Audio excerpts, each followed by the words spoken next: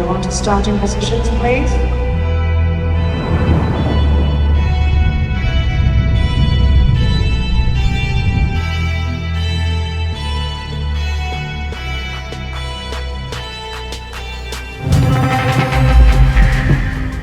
I'm Melzig, and I'm the Senior Technical Director for Eurovision Song Contest 2024 in Malmö Arena. Eurovision is something as bizarre as a national championship in music, and this year we have 37 countries on site, and each country is a co-producer of their 3 minutes of music, and our job is to make them all happy.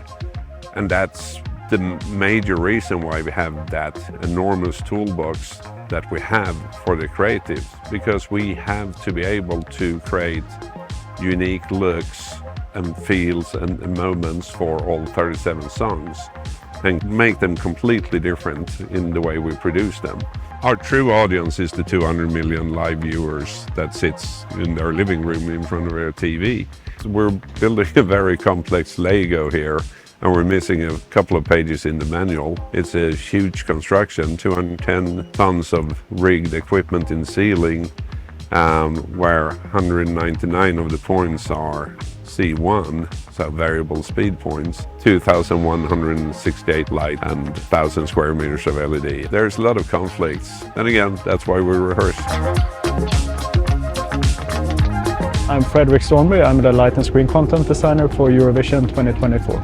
There is a lot of challenges because it's Eurovision, and I would say the main challenge is to be able to achieve everything with a large team and communicate everything between delegations and our creative teams and us, and to do all of this in the quite short amount of time given the number of performances. But it's great fun.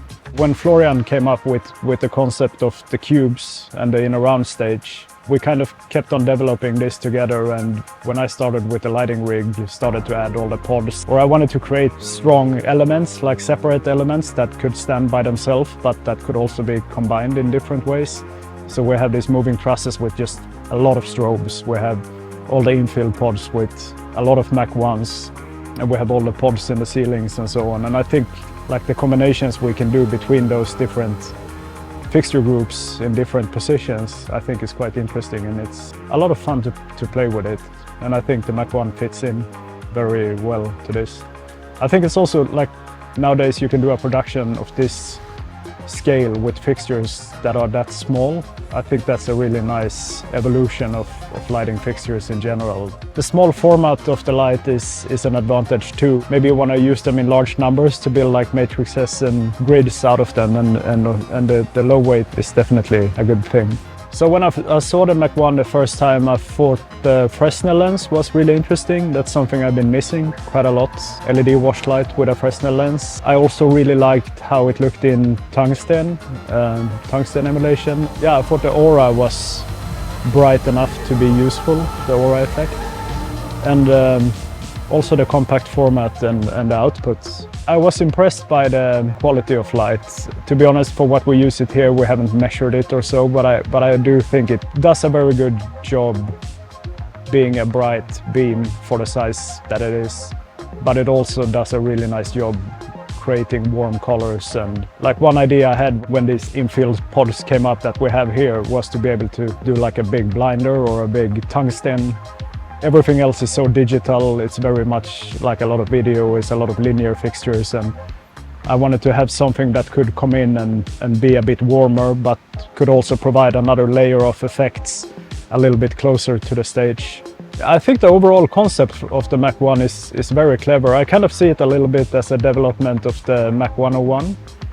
That also, I mean, it's an older fixture now, but when that was around, it was a fun product. Pricing and the small weight and scale made it possible to build quite a lot of grids out of it and play with it.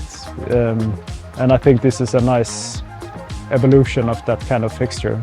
We are running them, the ones that we have around the stage, we are running in full pixel mode because they are mapped on the media server. The ones in green room, we are running in standard mode. They're just being used as a background. We are using the Mach Aura XIPs here for backlighting green room, but I do use them with the top hat, which I think is a very nice feature to shade them off a little bit, and I also like the quality of light coming out of the XIP, so that's why I picked it.